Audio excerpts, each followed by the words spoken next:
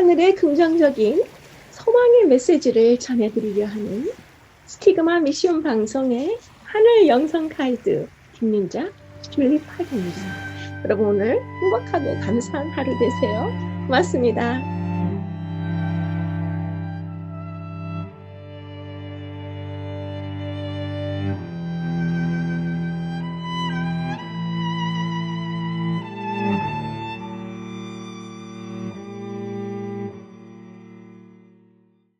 안녕하세요.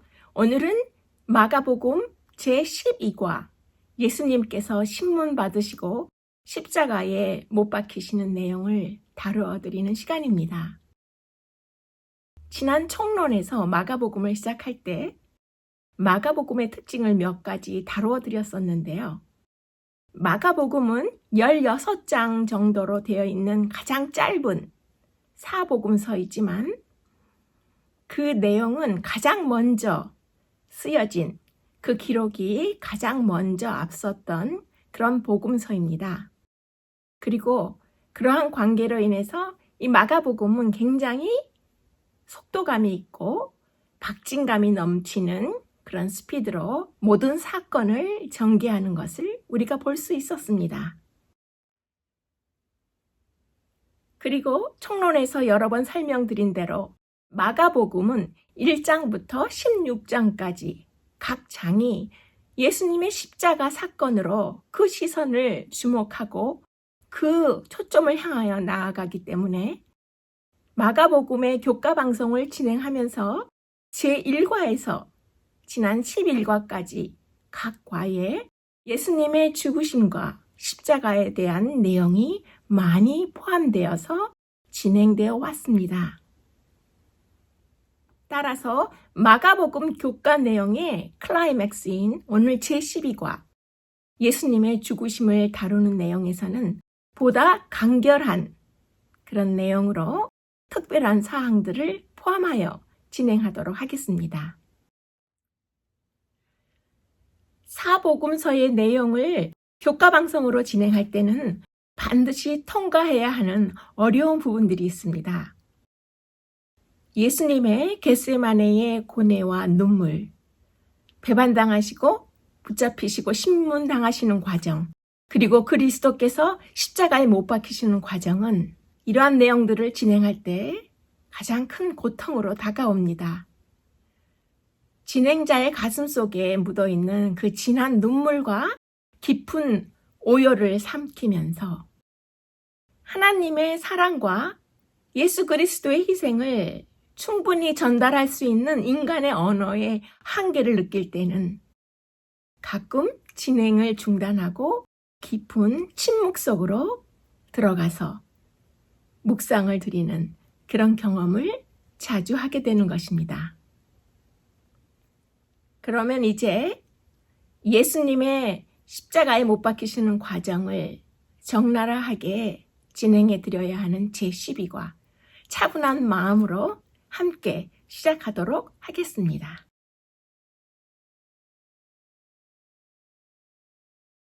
유대인 종교 지도자들의 산헤드린 법정은 사형을 선고할 권한이 없었습니다. 다른 많은 재판은 산헤드린 법정에서 모든 선고를 내릴 수 있었지만 사형 선고는 로마 총독의 승인을 받아야 했습니다. 예수님에 대한 유대인의 판결은 신성 모독죄로 사형에 해당하는 중죄였습니다. 그러나 로마의 통치 아래서 유대인들은 대부분의 경우 죄인을 처형할 수 없기 때문에 사형이라는 중범죄의 처결을 얻기 위해서 빌라도에게 예수님을 끌고 갔던 것입니다. 본디오 빌라도는 서기 26년에서 36년까지 유대의 총독이었습니다. 빌라도는 예수님을 구하기 위해 힘썼지만 모든 유대인은 그를 죽이려 했던 것은 잘 알려진 그대로입니다. 그래서 산헤드린 공회는 예수님을 죽일 목적으로 예수님을 로마 총독의 법정으로 빌라도에게 넘겼던 것을 우리가 잘 알고 있는데요. 마가의 기록, 마가복음 15장 1절로 가보시겠습니다. 새벽에 대제사장들이 즉시 장로들과 서기관들, 곧 온 공회와 더불어 의논하고 예수를 결박하여 끌고 가서 빌라도에게 넘겨주니, 빌라도는 어떻게든 발을 빼고 싶었습니다. 종교 지도자들은 한낱 질투심 때문에 예수님을 고소했을 뿐이었고, 빌라도가 보기에도 그것은 결코 옳은 일이 아니었음을 빌라도가 확신한 것입니다. 빌라도는 이 재판을 맡을 마음이 조금도 없었기 때문에 어떻게 해서든 이 재판에서 손을 떼고 싶었습니다. 하지만 뜻대로 되지 않자 이번에는 다른 카드를 꺼냈는데, 명절에 죄수를 풀어주는 풍습을 잘 활용하면 책임을 회피할 수도 있으리라까지 생각한 것입니다. 빌라도는 정말이지 예수님을 처형하고 싶지 않았습니다. 실제로 예수님이 사형에 해당하지 않는다는 선언도 했으니까요. 하지만 결국 빌라도는 예수님을 십자가에 못 박히게 넘겨주었습니다. 그러면 여기에서 잠깐 매우 중요한 역사적인 참고를 위해 마가복음 8장 27절을 보시겠습니다. 예수와 제자들이 가이사랴 빌립보 여러 마을로 나가실세. 복음서에 등장하는 본디오 빌라도가 실제 인물임이 증명된 발굴이 있습니다. 가상인물이 아닌 것이 증명된 것인데요. 가이사랴 빌립보에서 발견된 이스라엘 원형 경기장의 발굴 자료를 잠시 생각해 보시도록 하겠습니다.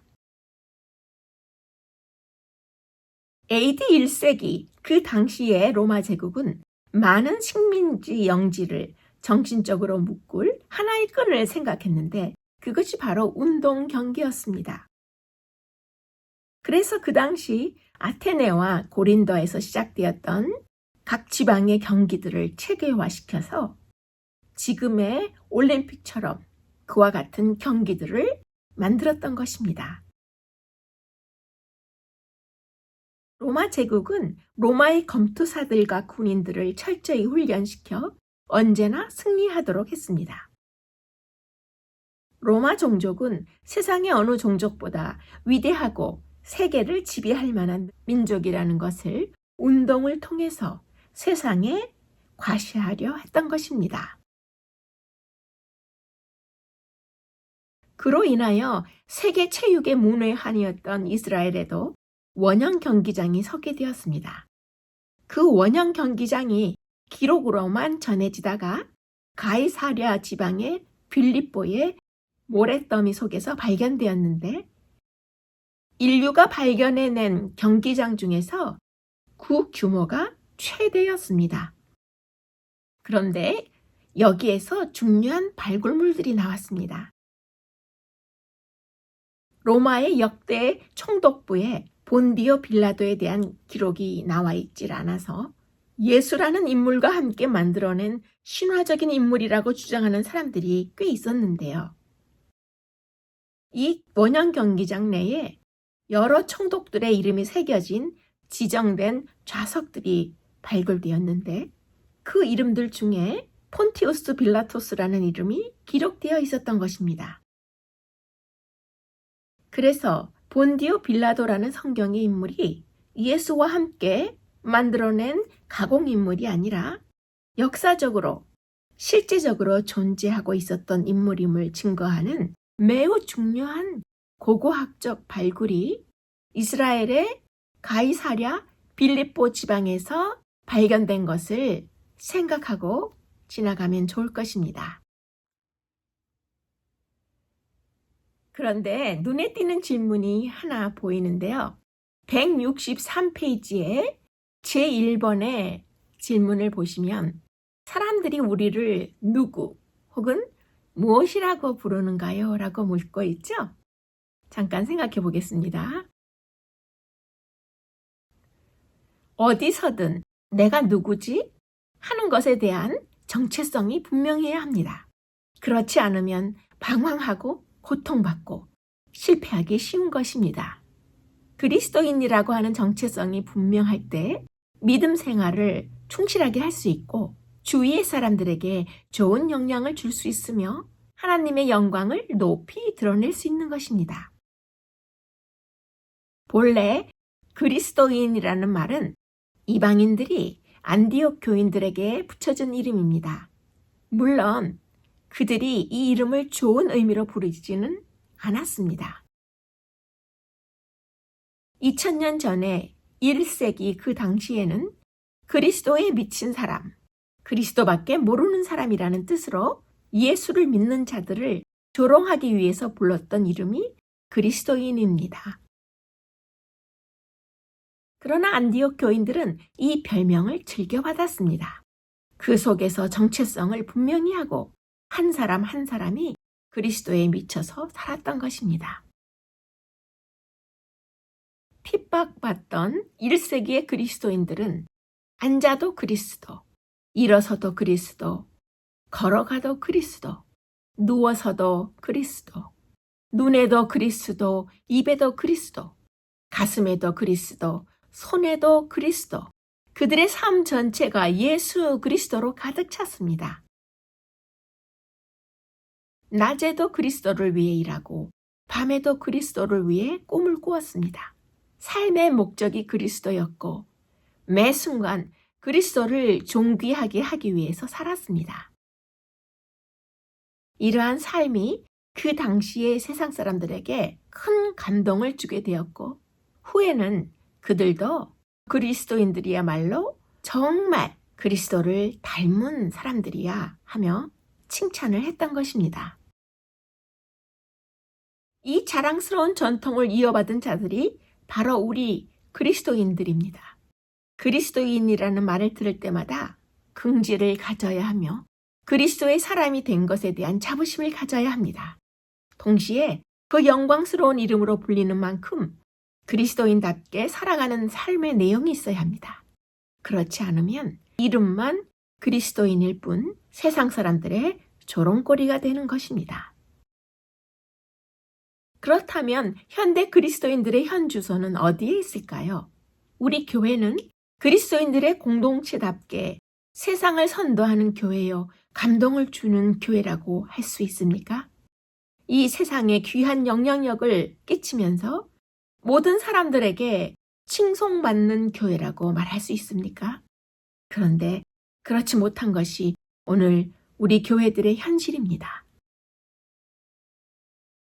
한국의 기독교 윤리 실천 운동에서 몇 년 전에 여론조사를 통해 한국 교회의 사회적 신뢰도를 발표한 적이 있습니다. 그 발표에 의하면 한국의 교회들을 신뢰한다는 응답자는 전체 응답자 중에 17.6%에 불과한 반면 불신한다는 응답자는 48.4%나 나왔습니다. 그 중에서 비기독교인의 응답만을 살펴보면 한국 교회를 신뢰한다는 응답자가 8.2%에 불과한 반면 한국의 교회들을 불신한다는 사람들은 무려 55.4%가 나왔습니다. 많은 사람들이 이제 기독교를 더 이상 신뢰하지 않겠다는 것입니다. 이처럼 교회가 신뢰받지 못하고 추락하는 이유가 어디에 있을까요? 그것은 그리스도인들이 정체성을 잃어버렸기 때문입니다. 오늘의 교회들이 이 사명을 잘 감당하지 못한 것입니다. 지금 세상 사람들의 눈에는 교회가 세상을 위한 교회가 아니라 교회를 위한 교회로 비춰지고 있는 것이며 그로 인해서 신뢰도가 떨어지고 교회의 위신이 추락하고 있는 것입니다.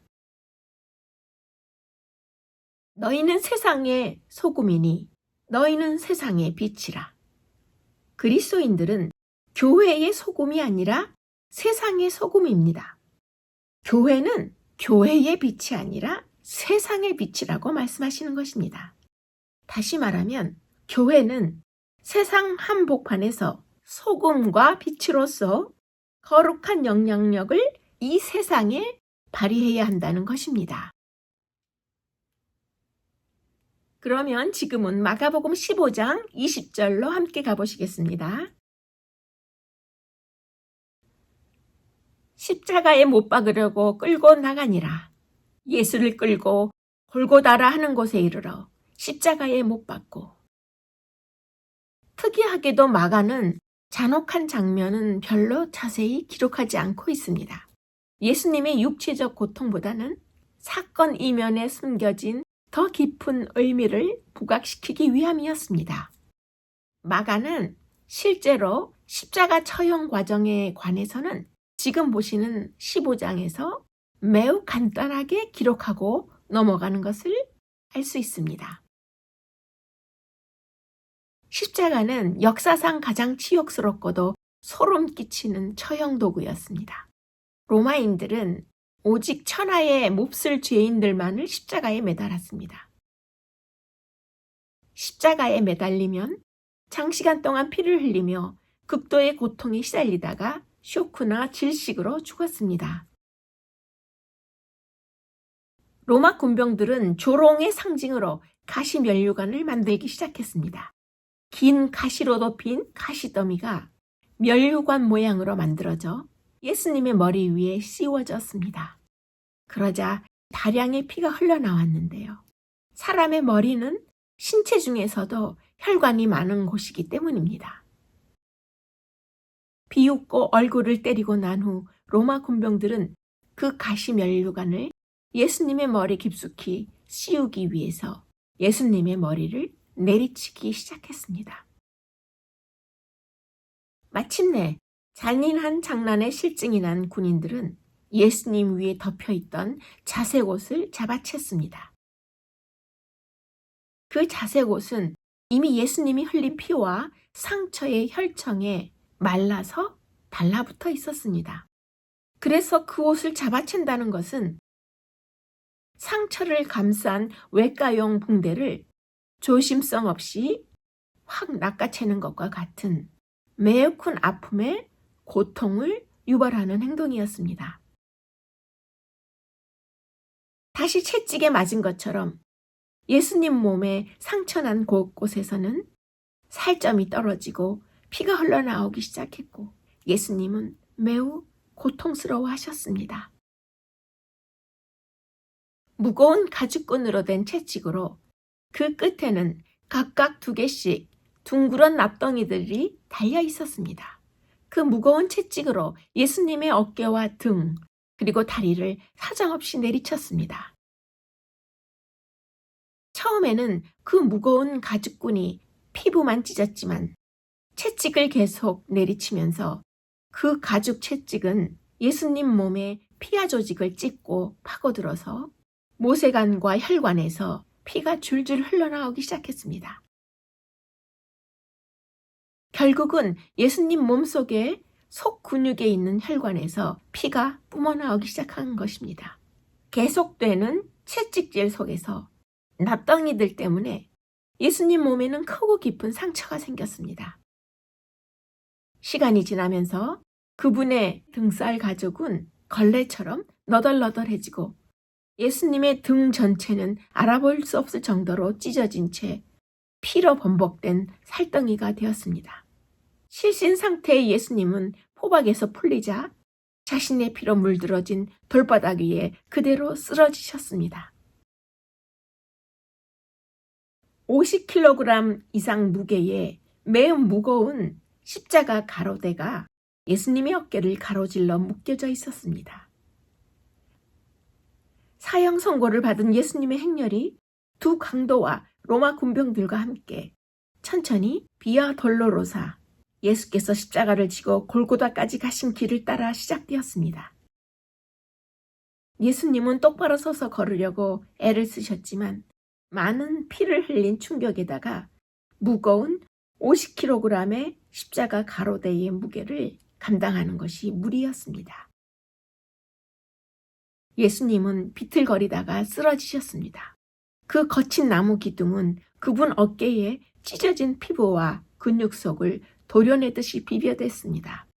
다시 일어나려고 했지만 인간 근육의 힘이 견뎌낼 수 있는 한도를 이미 넘어선 후였습니다. 로마 백부장은 십자가형을 빨리 집행할 생각으로 구레네 시몬을 붙잡아서 예수님 대신 십자가를 지게 했고, 예수님은 여전히 피와 끈적끈적한 땀을 흘리며 안토니아 요새로부터 골고다까지의 600m의 거리를 피를 흘리시는 몸으로 긴 행렬을 따라가신 것입니다. 로마의 전형적인 십자가 처형 방식은 유죄 판결을 받은 사람이 십자가를 지고 처형 장소로 이동하는 것이었는데요. 그 사람을 많은 공동체 앞에서 완전히 모욕하고 수치심을 주기 위한 것이었습니다. 십자가 가로대를 땅에 내려놓으라는 명령이 떨어지기 무섭게 예수님의 두 어깨가 십자가 가로대 위에 뉘어졌습니다. 로마 군병은 예수님의 손목 앞에 약간 오목한 곳을 손으로 더듬었습니다. 그 군병은 곧 묵직하고 네모진 단철 못을 치기 시작했습니다. 그 못은 예수님의 손목을 뚫고 나무에 박혔습니다. 군병은 재빨리 반대쪽으로 가서 그분의 팔을 느슨하게 끌어다가 다시 손에 못을 박았습니다. 그리고 왼쪽 발을 오른쪽 발 위에 포개어 발가락이 아래로 향하게 하고 무릎이 적당히 움직일 수 있게 한 상태에서 예수님의 발목에 못을 박았습니다.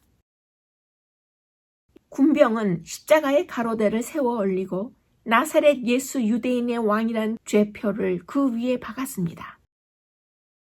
예수님은 이제 십자가에 못 박히신 것입니다. 점차 몸이 처져서 손에 박혀있는 못이 몸무게를 지탱하자 무서운 아픔이 예수님의 손가락과 팔을 따라 뇌로 전해졌습니다. 손에 박혀있는 못은 중추에 압박을 가하기 시작했습니다.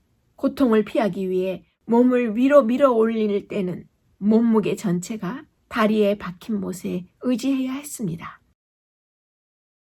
바로 이때 또 다른 현상이 일어났습니다. 팔이 피로해지자 경련이 그 근육 전체로 급속하게 퍼졌는데 그것은 깊고 사정없이 쑤시는 아픔이었습니다.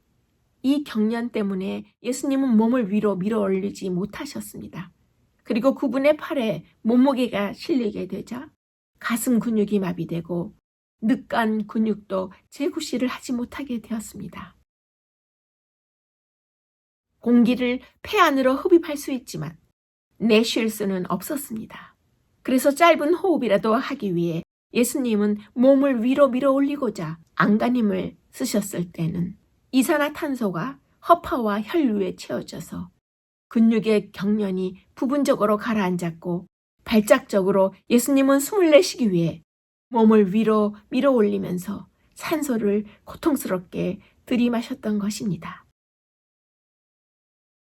십자가 근처에서 이 장면을 지켜보던 제자들의 심정이 어떠했을지 상상이 가는가요? 오랫동안 따라다니던 선생이 십자가에 달려 고통스러워하십니다. 풍랑을 잠잠하게 하고 병마를 쫓아내고 말씀의 기적 같은 힘으로 죽음을 조롱하셨던 분, 불과 일주일 전만 해도 왕처럼 열렬한 환호를 받으며 예루살렘에 입성하셨던 분인데 이분이 그리스도가 아니시던가요? 도대체 어떻게 십자가 위에서 이런 일이 일어날 수 있었을까요? 그리스도이신 예수, 성육신하신 하나님이 창세 때부터 결정적으로 구원을 성취하시고 역사의 중심 사건으로서 십자가 위에서 구원을 결정적으로 성취하셨습니다. 고난과 굴욕, 고소하는 자들 앞에서의 침묵, 도살장으로 끌려가는 하나님의 어린 양, 잔인한 채찍질과 빌라도와 가야바 앞에서의 억울한 재판, 그리고 죽음, 하나님으로부터 버림받는 것. 예수님은 예언자가 증언하고 있는 종의 모든 요소들을 그대로 다 수용하셨던 것입니다. 예수님은 죽어가는 어린 양의 모든 요소들을 그대로 다 수용하셨던 것입니다. 예수님은 하나님이시면서 동시에 종이셨습니다. 예수님은 하나님이 선포하신 모든 요소들을 종합해내셨고 우리의 구원을 위해서 종이 되심으로써 그렇게 하신 것입니다. 도무지 이해할 수 없는 거대한 신비입니다.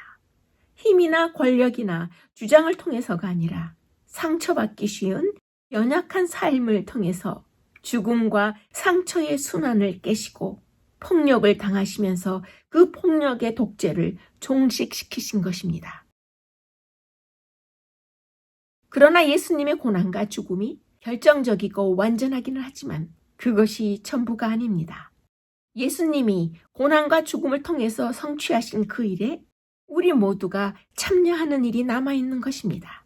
이사야 53장의 모든 이미지가 명확해진 골고다에서의 예수 그리스도의 십자가 사건은 다시는 반복될 수 없습니다. 그러나 그를 따르는 우리가 이 세상에서의 삶을 살아가면서 그 십자가를 지는 일은 그렇지 않습니다. 우리는 예수님이 이전에도 하셨고 지금도 하고 계시는 방식으로 예수님의 일에 동참할 수 있으며 반드시 동참해야 합니다. 그리고 오직 예수님이 하신 방식으로 우리도 십자가를 지는 일에 동참해야 하는 것입니다. 하나님의 사랑은 예수 그리스도를 통해 그토록 비천한 인간의 모습을, 인간의 옷을 입으셨을 만큼 매우 크고 놀라운 사랑입니다. 그러면 여기에서 잠깐 십자가에 달리신 예수 그리스도의 마음을 묵상해 보도록 하겠습니다. 모든 인류의 참된 왕이시지만 하나님으로부터 분리되는 고통과 피조물에게 당하는 수치를 겪으시며 십자가에서 자신을 버리시고 죽으시는 바로 그 순간이었습니다. 오래전에 하나님의 동산에서 인간은 이 나무의 선악과 열매를 훔쳤지만 예수님은 지금 그 나무에 이렇게 매달려야 했습니다. 생명을 주던 이 나무가 예수님한테만큼은 아니었습니다. 지금의 괴로움만큼 그토록 큰 아픔이 인류 역사에 지금껏 또 있었을까요? 예수님이 지금 매달려 계신 그 십자가 나무도 울었습니다. 십자가 나무 아래에서 조롱하던 병사들과 사람들은 이렇게 소리질렀습니다. 그리스도시여, 이제 당신 자신이나 구원해 보시오. 어서 내려와 보라고. 십자가에서 어서 내려와 보라니깐. 이때 예수님께서는 십자가에 매달리신 채 이렇게 절규하셨습니다. 내가 이미 이렇게 내려왔거늘 하늘의 왕좌를 버리고 이 세상 밑바닥까지 이렇게 내려왔거늘 어디로 더 내려가야 하는가? 그리스도를 바라보시던 하늘 아버지의 눈물과 괴로움, 지금까지 이렇게 큰 하나님의 아픔이 또 있었을까요? 바로 그 순간 하늘의 아버지께서도 우셨고 예수님의 지치신 육신이 매달려 있던 그 십자가 나무도 울었습니다. 그리고 인류의 구원이 자리를 잡았습니다. 인간의 안전이 그 십자가 나무 위에서 영원히 확증되는 순간이었던 것입니다. 그러면 지금은 마가복음 15장 33절을 보시겠습니다.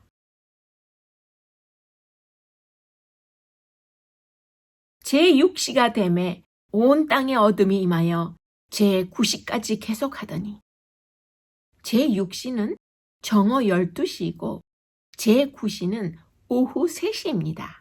따라서 예수님이 죽어가시던 낮 12시부터 오후 3시까지 3시간 동안 칠흑 같은 어두움이 임한 것입니다. 마가를 비롯한 복음서 기자들은 모두 예수님의 죽음에 관한 묘사에서 빛과 어둠의 대조, 곧 명암을 분명하게 표현했습니다. 그러니까 예수님의 죽음을 둘러싼 중요한 사건들이 모두 어둠 속에서 일어났다는 점을 분명히 지적했던 것입니다. 유다의 배신과 사내들인 공회 재판은 모두 어두운 밤에 일어났습니다.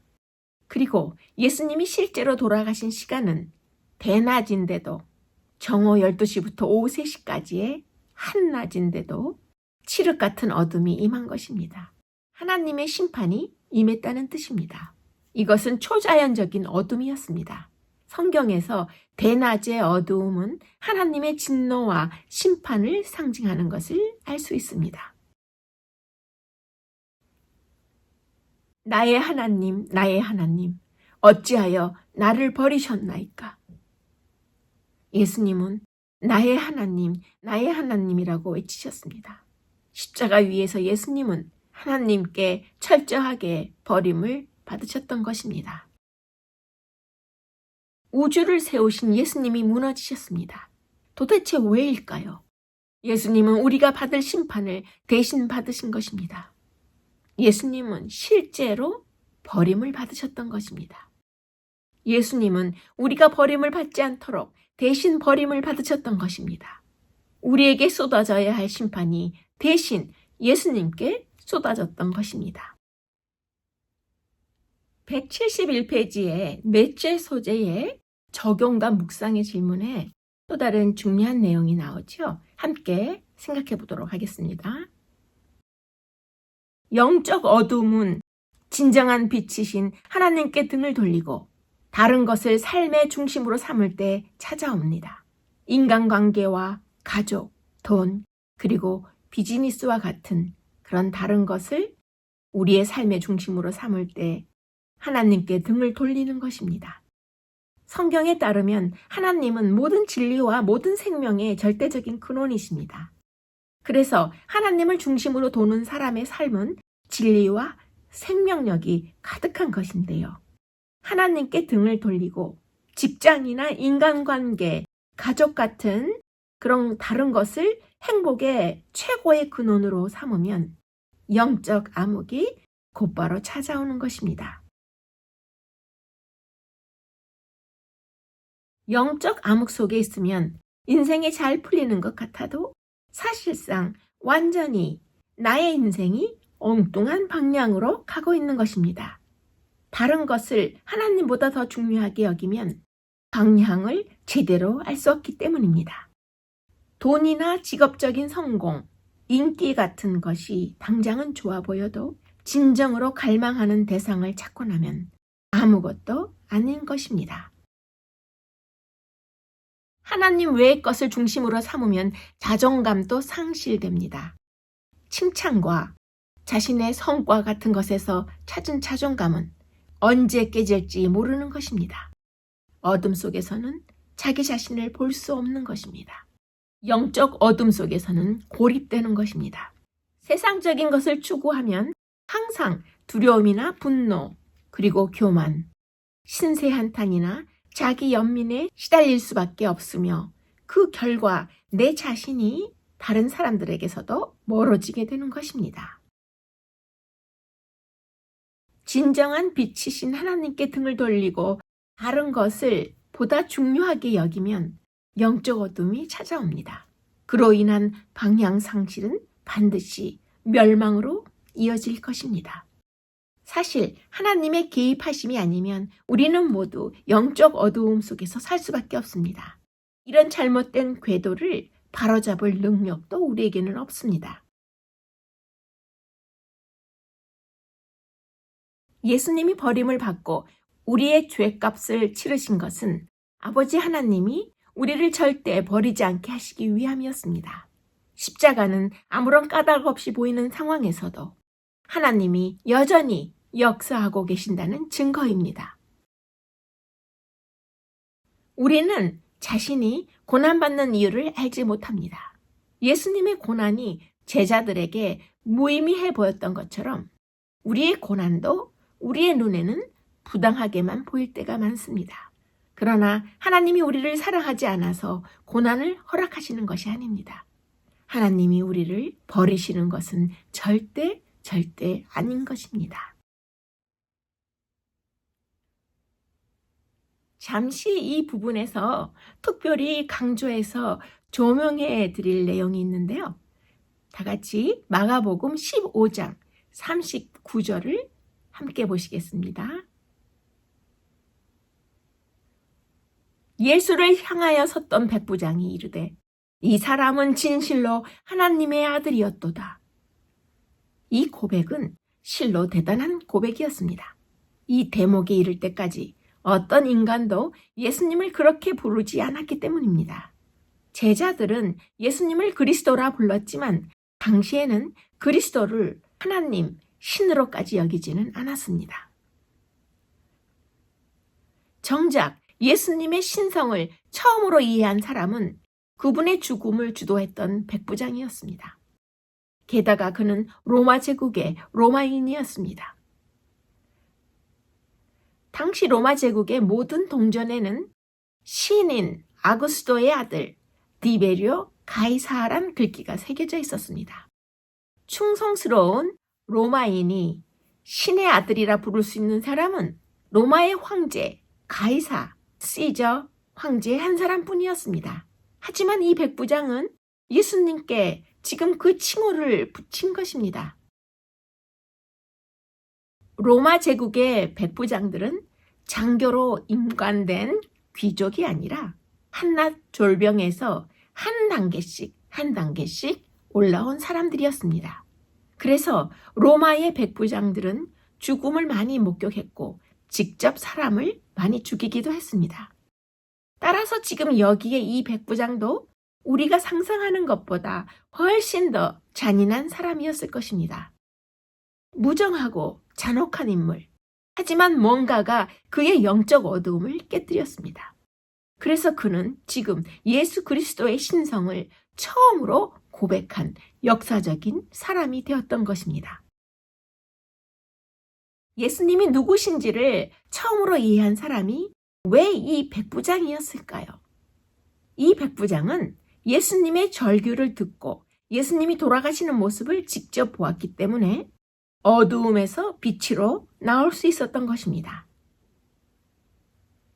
지성소의 휘장은 어둠 속에 있는 죄인은 그 누구도 하나님의 품에 안길 수 없다는 사실을 분명하게 일깨우는 어두운 상징물이었습니다.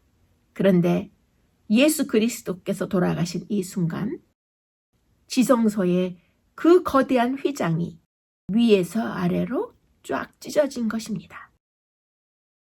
마가는 찢어진 휘장의 의미를 확실히 알리고자 이 의미를 처음으로 깨달은 인물을 곧바로 소개한 것인데 그가 바로 지금 보시는 로마 백부장이었던 것입니다.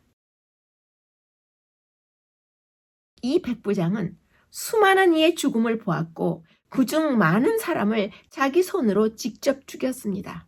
하지만 그리스도의 죽음은 이전까지 그가 보아온 죽음과 너무 달랐습니다. 고통 중에도 드러나는 예수님의 다정하심, 바로 그것이 백부장의 무정한 심장을 꿰뚫었을 것입니다. 예수님의 그토록 아름다운 고결하신 죽음이 백부장의 영혼을 그 마음속의 어두움을 환하게 비추었던 것이 분명합니다. 기독교는 하나님 자신이 고통 가운데서 크게 울부짖으셨다고 말하는 유일한 종교입니다.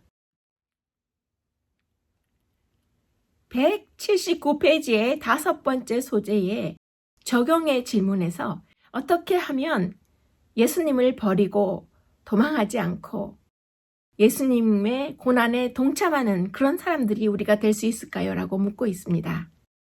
예수님을 끝까지 선택하고 예수님을 버리지 않으려면 모든 그리스도인들에게 필요한 3가지의 용기가 있습니다. 이것을 잠시 생각해 보겠습니다. 예수님을 끝까지 버리지 않으려면 필요한 그리스도인의 3가지 용기 중에 첫째는 세상의 멸시를 감수하는 용기입니다. 세상의 비웃음을 감수할 용기가 그리스도인들에게 필요한 것입니다. 오늘날에도 전 세계 많은 나라에서 기독교 신앙을 고백했다가는 자칫 목숨 자체가 위태로울 수 있습니다. 서구 국가에서 그리스도인들을 물리적으로 박해하는 일은 아직 미미하지만 진실된 기독교 신앙을 고수하는 이들을 향한 조롱과 멸시는 전 세계적으로 점차 늘고 있는 것입니다. 이 모든 것에 당당하게 맞서려면 우리에게는 용기가 필요합니다. 예수님을 버리고 도망하지 않으려면 우리에게 필요한 두 번째 용기는 내가 결정할 권리를 내려놓는 용기입니다. 내 자신이 결정하려는 조건을 다 내려놓아야 합니다. 예수님께서 우리 삶에 들어오시면 우리가 예수님을 통제하는 게 아니라 예수님이 우리를 통제하시기 때문입니다. 우리의 순종의 조건을 다는 순간 그것은 더 이상 순종이 아닙니다. 예수님께서 나와 함께 하시기를 진정으로 바란다면 나의 마음대로 나의 인생을 결정할 권리를 내려놓아야 합니다. 현대 사회에서 쉴 새 없이 들려오는 한 가지 지혜는 자기 자아에 충실하라는 것입니다. 항상 자신의 가장 깊은 꿈을 이루고 가장 깊은 갈망을 채우고자 애써야 한다는 것인데요. 하지만 이런 인생 철학에는 중대한 문제가 많이 있습니다. 우선 우리의 감정이 수시로 변하고 언제라도 내 안의 감정들이 서로 충돌한다는 사실입니다. 최고의 충절을 예수님께 바쳐야만 우리에게 가장 필요한 것을 예수님에게서도 받을 수 있습니다. 주님께서 우리 삶에 들어오시기 전까지는 우리가 누구인지 알 수 없습니다. 우리가 주님께 순종할 때에만 우리의 참 정체를 알 수 있는 것입니다.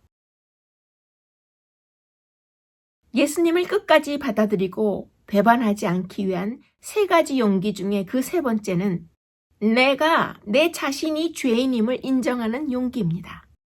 내 자신이 죄인임을 인정하는 용기가 없이는 예수님을 인격적으로 알 수 없습니다. 내 자신이 죄인인 것을 인정하려면 엄청난 용기가 필요한데요. 옛 자아상을 버리고 예수 그리스도를 통해 새 사람이 되어야 하기 때문입니다. 우리가 예수님과 함께 있는데도 용기가 필요하지만 예수님께서 우리와 함께 계시는 데는 무한히 더 큰 용기가 필요했을 것을 기억해야 합니다. 그렇게 용감해질 힘을 어디서 얻을 것인가요? 예수님을 바라보면 됩니다. 용기가 하나님의 속성인 종교는 기독교밖에 없는 것입니다. 지금 내 마음속에는 작은 헤롯 왕이 있어서 내 자신을 지배하려 합니다. 무엇이든 자신의 주권과 전능성을 침해할 만한 것에는 위협을 느끼는 것인데요. 우리가 다 자기 영혼의 선장이요 자기 운명의 주인이 되기를 원하는 그릇된 속성을 아직도 가지고 있기 때문입니다. 마가복음을 깊이 공부하실 때에 내 속에서 아직도 작은 헤롯 왕이 날뛰고 있는 것은 아닌지 우리가 깊은 묵상을 드려야 할 것입니다. 우주를 세우신 예수님이 무너지셨습니다.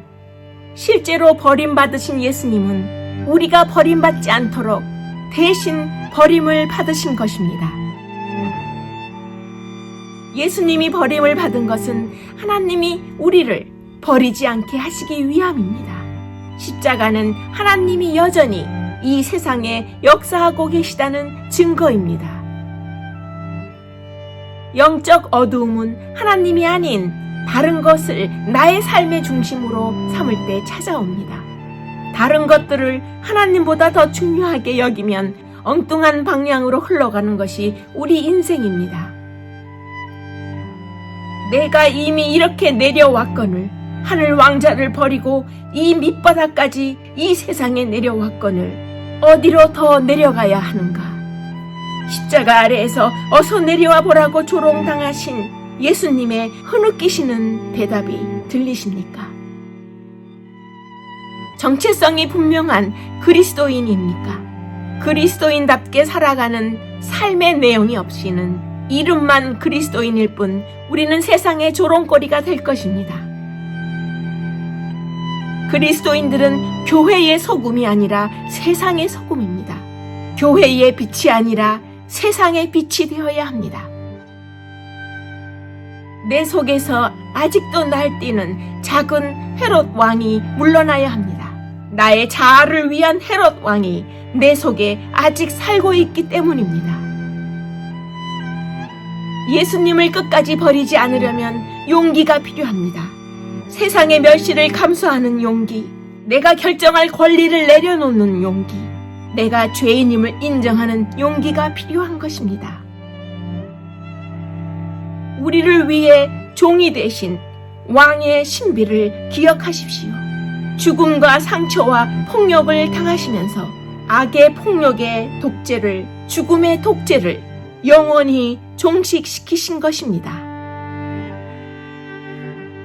예수님의 고난에 우리도 참여하는 일이 아직도 우리의 삶에 남아 있습니다. 주님의 십자가를 지는 일에 우리도 동참할 수 있는 것입니다.